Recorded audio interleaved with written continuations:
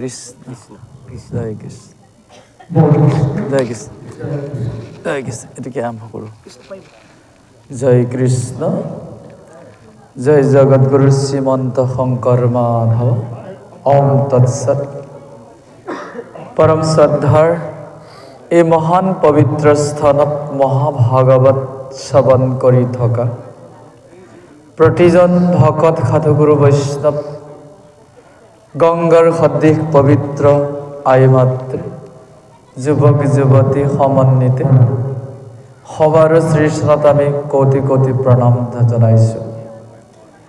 এই মহাভাগৱতৰ আয়োজকৰ্তা সকলোকো আমি কৃতজ্ঞতা জ্ঞাপন কৰিছোঁ, কিয়নো শাস্ত্ৰই সিদ্ধান্ত দিছে ঘোৰ কলিযুগত বিভিন্ন কৰ্মৰ মাজত মহাভাগৱত আয়োজন কৰা ব্যক্তিসকলক প্ৰভু ভগৱন্তই অতি শ্ৰদ্ধা কৰে। সিদ্ধান্ত দিছে মহাপুৰুষ মাধৱদেৱে, তাৰা হবে পূজ্য, তাৰা হবে ধন্য, তাৰা সে শহীদ জন, কলিত হৰিয়ানক বোলাৱে আপোনো কৰে কীৰ্তন। নিজে ভাগৱত আয়োজন কৰি শ্ৰৱণ কীৰ্তন কৰাৰ লগতে বিভিন্ন জনকো ইয়াত শ্ৰৱণ কীৰ্তনত অংশগ্ৰহণ কৰোৱাৰ বাবে আয়োজনকৰ্তাসকললৈ আমি প্ৰণাম জনাইছোঁ। লগতে এই মহাভাগৱতৰ এটা বিশেষ গুণ, এই ভাগৱতখন আমি কিবা বুজি পাইছোঁ বা নাপাইছোঁ বেলেগ কথা, যদি ইয়াৰ পদবোৰ আমাৰ কাণত স্পৰ্শ হৈছে, শব্দধ্বনিটো যদি আমি শুনিছোঁ, তেতিয়াই এজন ব্যক্তিৰ সমস্ত পাপ খণ্ডন হয় বুলি শাস্ত্ৰই সিদ্ধান্ত দিয়া আছে। কাৰণ এই ভাগৱত প্ৰভু ভগৱন্তৰ নিজৰ মুখৰ বচন। পদ্মকল্পত ব্ৰহ্মাক এই জ্ঞান পৰম প্ৰভু কৃষ্ণই প্ৰদান কৰিছিল।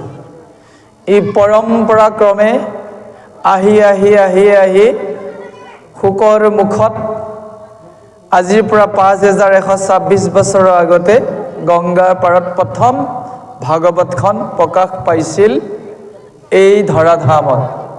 তেতিয়াৰ পৰাই ভাগৱত ভকতসকলে শ্ৰৱণ কৰি আহি আছে, আৰু যিসকল ব্যক্তিয়ে নিজৰ আত্মাক প্ৰভু ভগৱন্তৰ লগত সংযোগ কৰিব বিচাৰে তেওঁলোক ভাগৱতৰ অতি শ্ৰদ্ধালু বুলি জনা গৈছে। বাৰু যা নহওক, ইতিপূৰ্বে যিসকল পাঠাচাৰ্য আৰু ব্যাখ্যাচাৰ্যই আসন গ্ৰহণ কৰি গ'ল তেওঁলোককো প্ৰণাম জনাই আমি তৃতীয় স্কন্ধৰ বিষ্ণুপ্ৰভুৱে যিখিনিৰ পৰা এৰিছিল সেইখিনিৰ পৰা আগবাঢ়িছোঁ।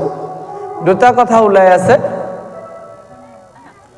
যে দেৱহূতিয়ে স্বামীক কদম্বক যেতিয়া বহুদিন সেৱা শুশ্ৰূষা কৰি আছিল, তেওঁ নিজে এগৰাকী শুকাই ক্ষীণাই যোৱা ব্যক্তি হৈ গৈছিল। কদম্ব মুনিয়ে ধ্যান কৰি আছে, প্ৰভু ভগৱন্তক তেওঁ হৃদয়ত স্থাপন কৰিবলৈ দিনে নিশাই ধ্যানত ব্যস্ত।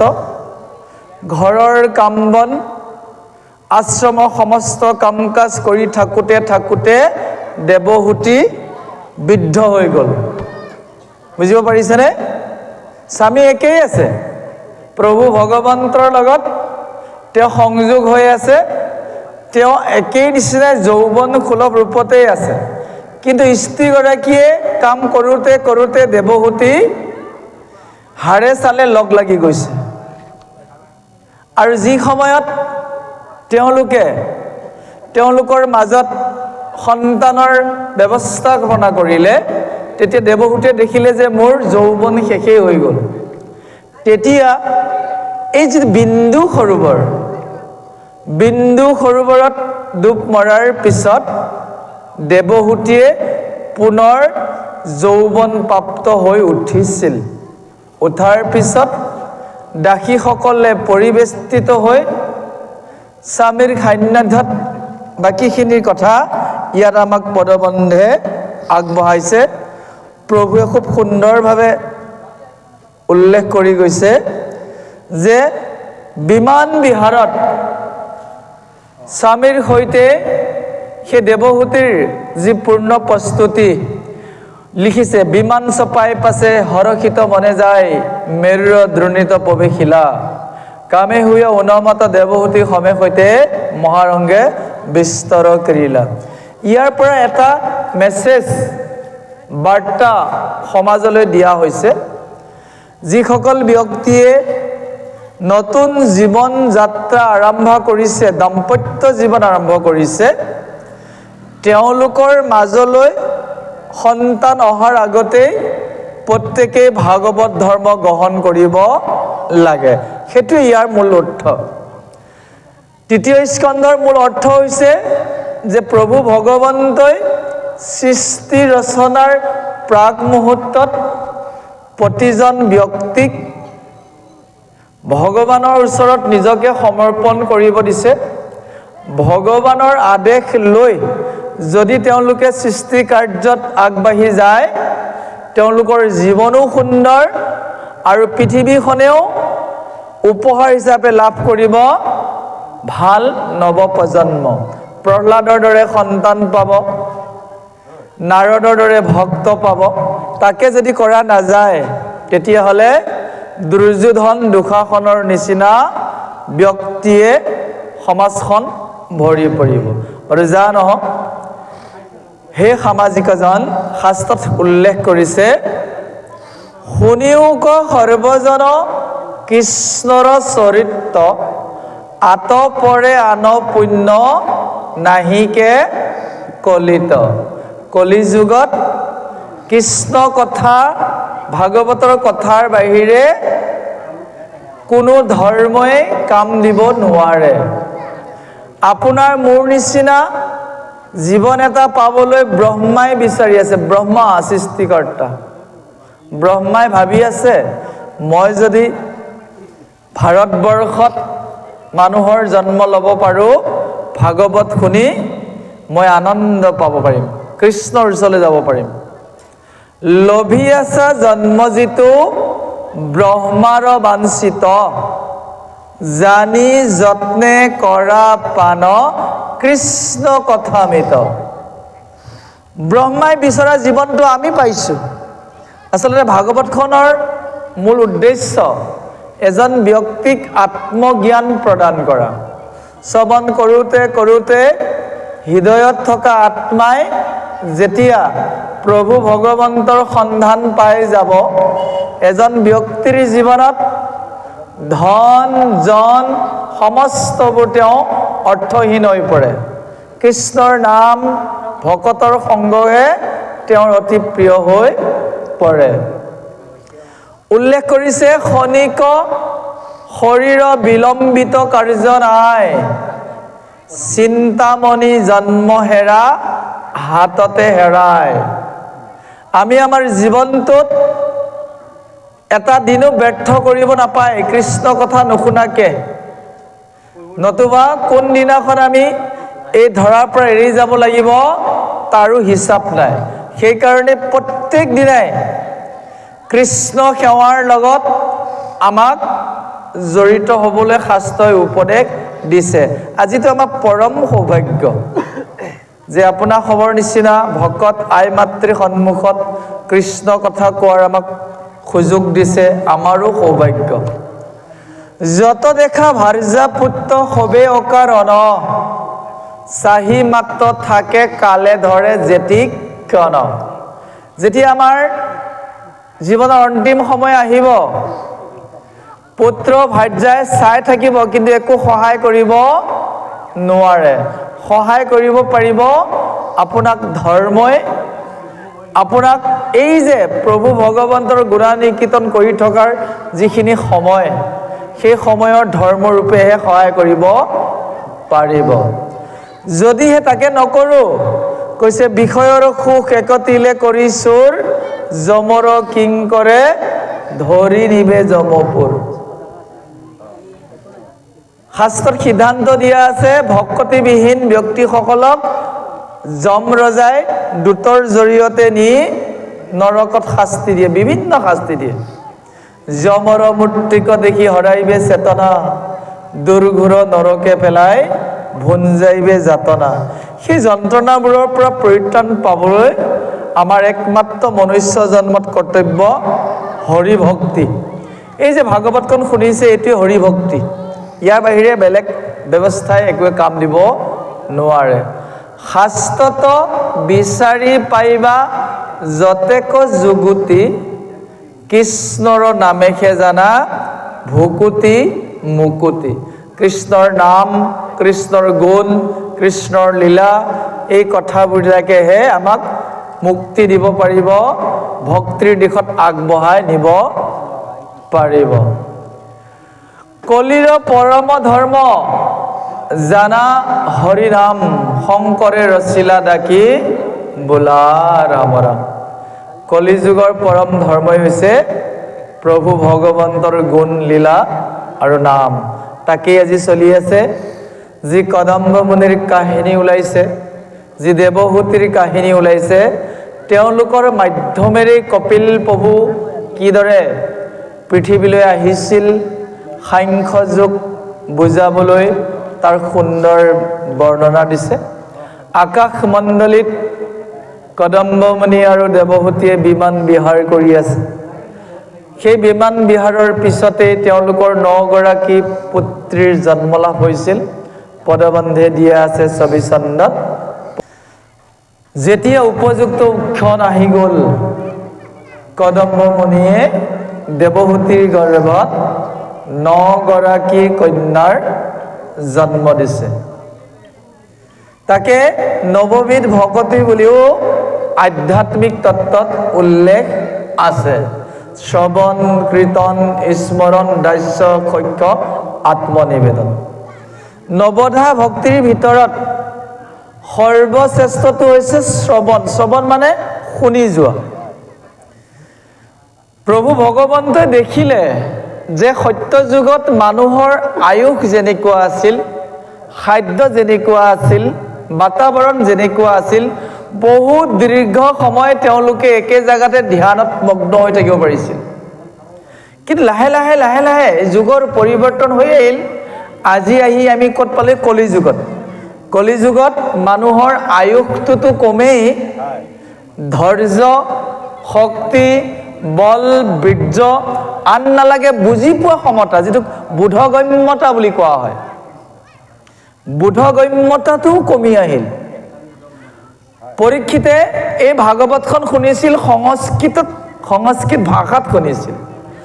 কিন্তু এতিয়া আমাৰ সংস্কৃতৰ 2-এটা শ্লোক ক'লেও মানুহৰ সমস্যাই আহি যায়। আচলতে সংস্কৃত উচ্চাৰণ কৰিলে প্ৰভু ভগৱন্ত অতি সন্তুষ্ট হয়। আপুনি চাবচোন, আপুনি ভাৰতবৰ্ষৰ কোনোবা এটা জেগালৈ যাওক, দিল্লী যাওক, হাৰিয়ানা যাওক, য'তেই নাযাওক, বাহিৰত ভাষাবোৰ চব হিন্দীয়ে ক'ব লাগিব। কেনেবাকৈ যদি অসমীয়া মানুহ এজন লগ পাই যায়, কিমান যে ভাল লাগিব আপোনাৰ জানে? কথা পাতিব পাৰিব অন্তত অসমীয়াত। ঠিক সেইদৰে প্ৰভু ভগৱন্তয়ো এই ভাগৱত স্থাপনা কৰাৰ লগে লগে ইয়াতে বিৰাজমান হৈ আছে। আৰু তেওঁ নিজৰ ভাষাটো যদি 2-এটা শুনা পায় আৰু ভাল পায়, কাৰণ দেৱৰ ভাষাটো কৈছে সংস্কৃত ভাষা। বাৰু জানো অতি সুন্দৰভাৱে শাস্ত্ৰই সিদ্ধান্ত দিছে যে কলি যুগৰ মানুহৰ এই শক্তি কমি যোৱাৰ বাবে তেওঁলোকক এটা উপায় দিলে যে তোমালোকে শুনিলেই ভক্তি হৈ যাব। যদি শ্ৰদ্ধাৰে আমি সাধুৰ সংগত থাকি কৃষ্ণ কথা দিনটোত অকণমান সময়ো শুনো, জীৱনটো ধন্য। কৈছে আকাশে সঞ্চৰে ৰবি ৰথবায়ু, সূৰ্যৰ লগত হৰৈ জগতৰে আয়ু। একক ক্ষণ মানে যিটো শুনে কৃষ্ণ কথা, তাৰ বিনে আনৰ জীৱন যায় বৃথা। বুজিব পাৰিছেনে? আজি ৰাতিপুৱা সূৰ্যটো উদয় হৈছিল মোৰ কাৰণে, মোৰ মৰমৰ গাঁও বাৰুকটাত। আৰু আজি সূৰ্য ডুব যাব আপোনালোকৰ সন্মুখত কৃষ্ণ কথা কৈ থাকোঁতে মিকিৰ গাঁৱত। হয়নে বাৰু?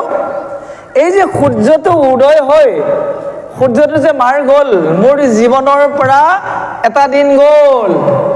আপোনালোকৰ যাবনে নাযায়? সকলোৰে যাব। কিন্তু আজি আমাৰ দিনটো এনেই যোৱা নাই। আজি আমাৰ ভক্তিৰ ৰাজ্যত, ভক্তিৰ ভঁৰালত আমাৰ জমা হৈ গ'ল। আজি এনেই যোৱা নাই। আজি হাজিৰা পৰিছে আমাৰ, গম পাইছে? একো বুজা নাই, একো বুজা নাই যদি একোৱে নকওঁ আৰু। জয় কৃষ্ণ। প্ৰত্যেক দিনেই আমি কৃষ্ণ কথা অকণমান শুনিবই লাগিব, গাবই লাগিব। সেইকাৰণে মণিকূটৰ ব্যৱস্থা কৰিছে, বুজিছে? ঘৰত যদি মণিকূট আছে, আপুনি ধুনীয়াকৈ ৰাতিপুৱা গা পা ধুই পানী আনিব লগা হৈছে, মচিব লগা হৈছে, ধূপ জ্বলাইছে, চাকি জ্বলাইছে, সেয়াও কৃষ্ণই কাম। সেইকাৰণে কৈছে আয়ু হৰতি বৈ পুংসাং উদ্যন অস্তঞ্জন চ অচৌ। যে কৃষ্ণ কথা নুশুনে তাৰ আয়ুস এনে এনে হৰণ কৰি নিব সূৰ্যই। তৈশ্বৰীতে নিতহ উত্তম শ্লোক বাৰ্তায়া। যি কৃষ্ণৰ একেবাৰে একো কাম নকৰিল তাৰ জীৱনটোৰ বৃথা। আজি আমাৰ বৃথা হোৱা নাই, যিহেতু সদায় ভাগৱত পোৱা নাযায়, আজিয়ে সৰহকৈ ভৰাই লওক। জয় কৃষ্ণ। এই আমাৰ উজান আহিলে কি কৰোঁ? ডাঙৰ ডাঙৰ আমি খালৈবোৰ লৈ যাওঁ, মোনাবোৰ লৈ যাওঁ।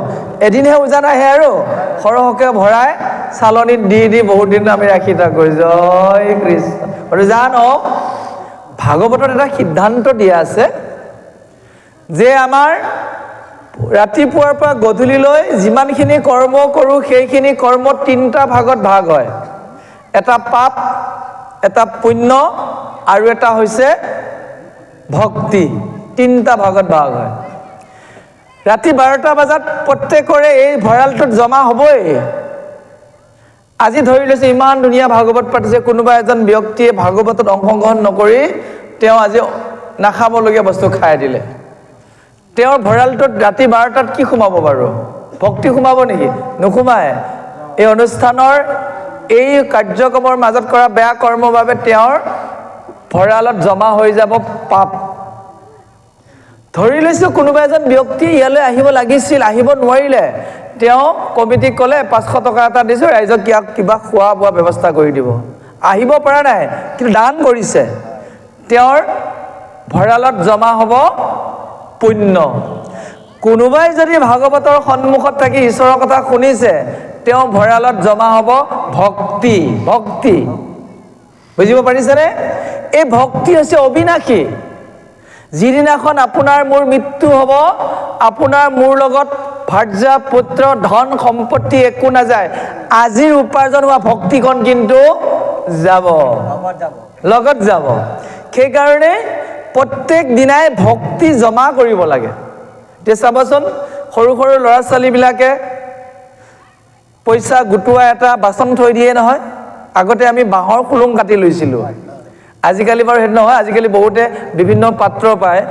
যদি আপুনি ল'ৰাটোক ছোৱালীজনীক 500 টকা দিছে কিবা অনুষ্ঠান চাবলৈ, সি যদি 500 টকাৰে 200 টকা যদি তাত জমা কৰি থৈ যায়, এসময়ত সি সেইটোৱে বহুত কিবা কিবি কিনিব পৰাৰ দৰে আমিও যদি প্ৰত্যেক দিনাই ঈশ্বৰৰ নাম লৈ কৃষ্ণৰ গুণগান গাই জমা কৰি থৈ যাওঁ, জীৱনৰ অন্তিম সময়ত আমাৰ ভয় নাই, সেইখিনিয়ে তৰাই নিব।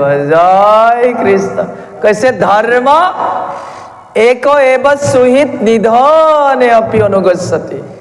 ভক্তি বা ধৰ্মহে হৈছে এজন মানুহৰ লগৰীয়া, বাকীবোৰ ঘৰত দেখা লগৰীয়া। যিদিনাখন মোৰ মৃত্যু হ'ব, মানুহজনী যাব নেকি লগত? আপোনালোকে কৈ আছে ধ্ৰুৱজ্যোতি আহিলে ভালেই লাগে, আপোনালোক কোনোবা যাব নেকি? কোনো নাযায়। অকলে আহিছোঁ, অকলে যাম, কিন্তু লগত যাব আমাৰ ভক্তি। সেইকাৰণে ভক্তিটো উপাৰ্জন কৰি থ'ব লাগে। শৰীৰেণ সময়হং সৰ্বং নাশ ভৱতি। শৰীৰটোৰ পৰা আত্মাটো ওলাই গ'লে ধন জন পুত্ৰ পৰিবাৰ মিতিৰ কুটুম সমস্তবোৰ পৃথক হৈ যায়। যা নহওক, ইয়াত এটা বৰ ধুনীয়া কথা দিলে পদবন্ধে।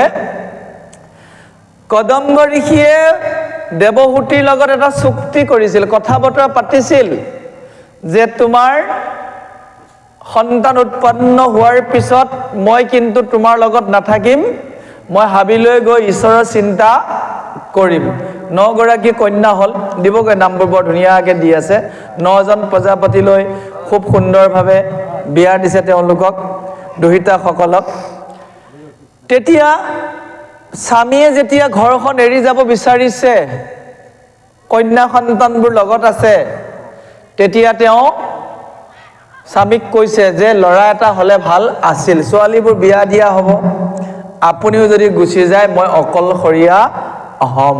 ইয়াতে লিখিছে দুহিতাক দেখি ঋষি সন্ন্যাসে যাইবে কপতি মনে কিছু কৰন্ত যুগুতি স্বামীৰ বুজিয়া ভাৱ সুকে টান দহে পাও সমীপ চাপিল দেৱহূতি।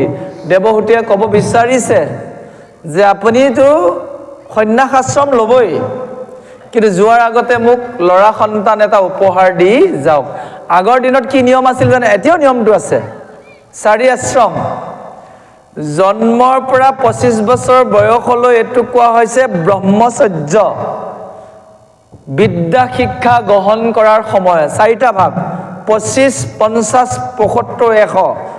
কিমান বছৰ আমি জীয়াই থাকোঁ? সাধাৰণতে 100 বছৰ। কিবা কিবি কাৰণত আমি কেতিয়াবা কাৰোবাৰ আয়ুসটো কমি যায়, কাৰোবাৰ অলপ বাঢ়ি যায়। প্ৰথমৰ পৰা 25লৈ ব্ৰহ্মচৰ্য শিক্ষা ল'বই লাগিব। 25 বছৰৰ পৰা 50 বছৰলৈ গাৰ্হস্থ্য। গাৰ্হস্থ্য মানে এগৰাকী স্ত্ৰীয়ে এজন পুৰুষৰ ওচৰলৈ গৈ তেওঁৰ লগত সংসাৰ কৰা, সন্তান জন্ম দিয়া, সংসাৰখন পালন কৰাটো গাৰ্হস্থ্য। 50 বছৰ পিছৰ পৰা 75 বছৰ পিছলৈকে এইখিনি কোৱা হয় বানপ্ৰস্থ। মনত ৰ'বনে বাৰু? বানপ্ৰস্থ তাৰমানে ঘৰত থাকিব নোৱাৰে। মতা মানুহজন 50 বছৰ পিছত ঘৰত থাকিব নোৱাৰে আৰু, এইটো হিন্দু ধৰ্মৰ নিয়ম। আমি আছোঁ কিন্তু, নাই জানো?